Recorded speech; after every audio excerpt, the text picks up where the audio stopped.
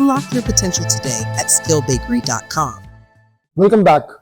Last lesson, we got the Hugging Face Inference client working and built a small playground for sentiment analysis and text summarization.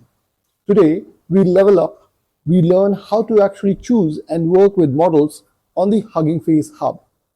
By the end of this lesson, you will know how to find good models for any task, understand model cards and pipeline tags, know which models work with inference providers, add more real tasks to our playground. Like this one, we have included translation. And understand important parameters you should always control. Let's head over to huggingface.co/models. So here, this is the page that I'm talking about, huggingface.co/models. Over here, you'll see the top navigation bar where you have the logged in user details, models, datasets, spaces, buckets, docs, enterprise, and pricing. And then you have a common search bar where you can search for models, datasets, and users. On the models tab, you'll see we have main, tasks, libraries, languages, licenses, and others. Then in the middle, you are seeing all the models that we have filtered over here. And then on the other side is also a list of models. So these two sections that you see, models are shown in these two sections. The other one over here are basically filters. So you can go to main, and here you'll see the tasks coming up.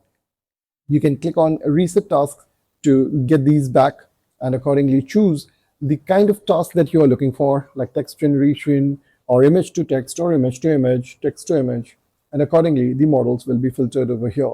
Then you can also filter it based on the number of parameters that the model is expected. Here I have left it as is.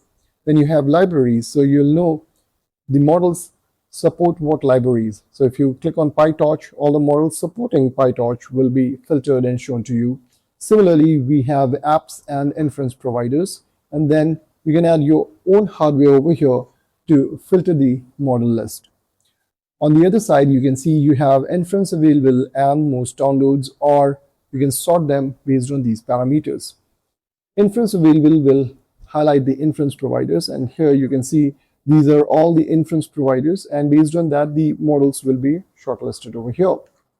What I've done over here is under tasks, you can see I have selected summarization, and based on that I have filtered it or sorted it based on most downloads, and the inference is available for this.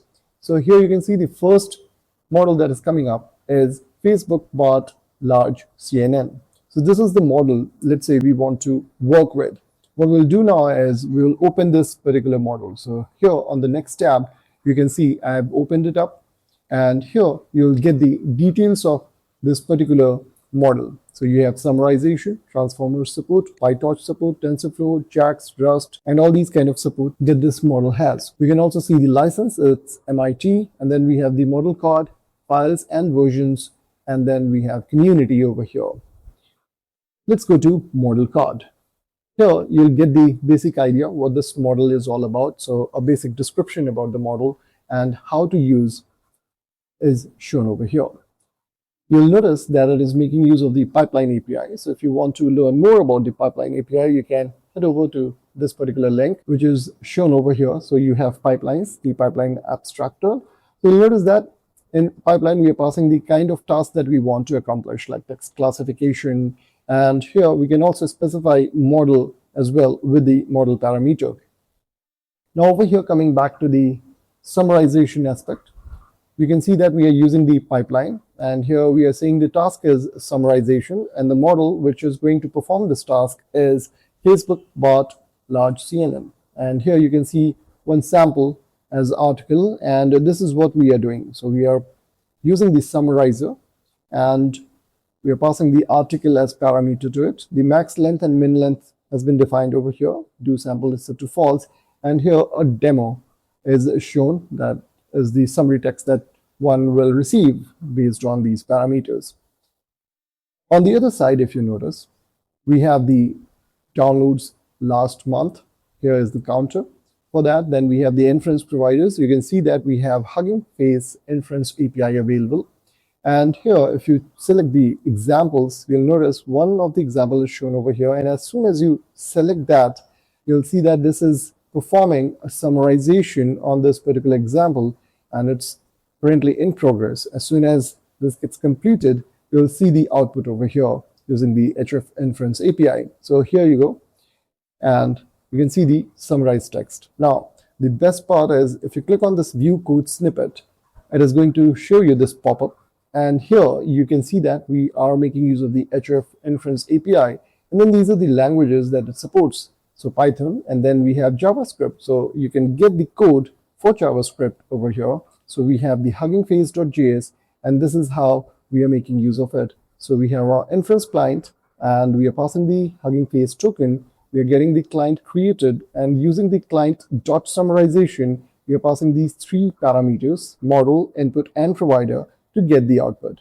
And it also has this quick link. So if you want to learn more about this particular thing, you can click on these links to explore. But this is the thing that you'll get the code itself over here, and you can directly put it in your application, execute it, and see it in action. And the playground over here also does the same. So you can make changes to this particular text and play with it to see the response over here. Now down below, you can see the model tree and the dataset used to train and the spaces that are making use of this. So all these particular spaces that you see are actually using this particular model behind the scene. And here you have some evaluation results.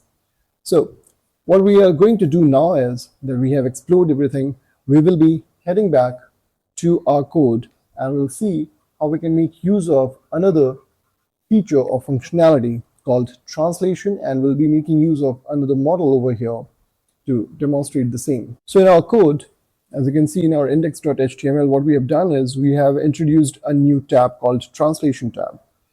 On top, we can see we have included this tab called translation, and it has the data tab set to translate, which is the ID of the div translation tab.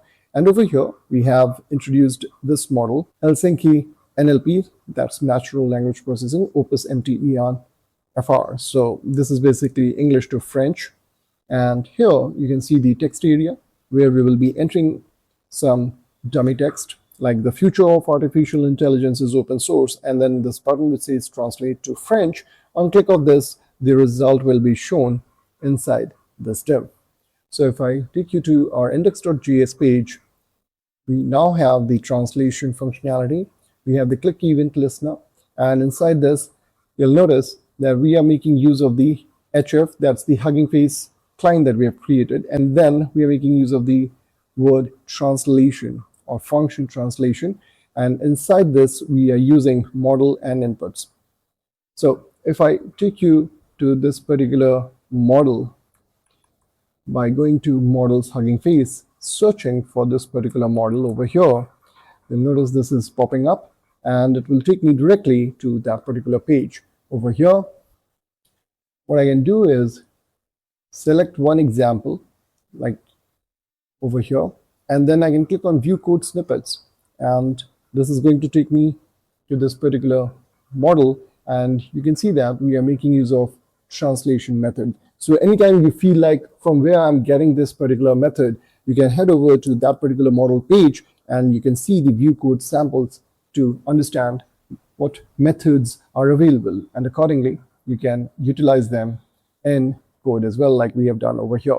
So we have translation, which accepts these two parameters, the model and the input text, and then the result is shown over here. So if I quickly take you to the index.html page, in running scenario, that is over here, click on translation, and here you can see I've already executed it just to save some time. So over here we have the text, the future of artificial intelligence is open source, and we have the French translation of the same over here.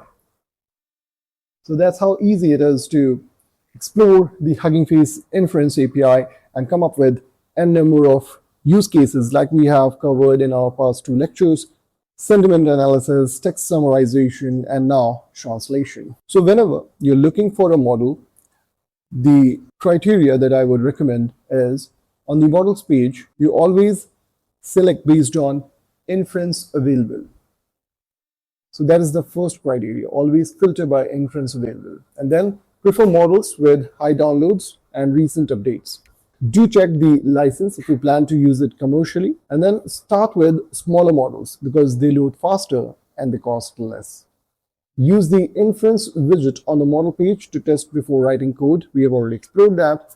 And for chat style models, prefer ones that support the chat template. Some models are gated, so you must accept the license on the model page before the API works. So that goes without saying that every model has some constraints, so you need to abide by that. Also note that not every model works with every provider. So the libraries provider, if it's set to auto, usually picks a good one, but you can force a specific provider if needed. So what we have done is we have seen how to search and filter models on the hub. We have seen the pipeline API and the methods that each model provides.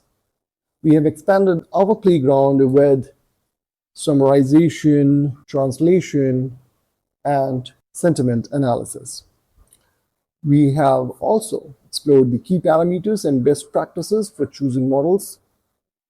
Now, I would recommend you to go ahead and add another tab called zero-shot classification and use Facebook bot large MNLI model for that.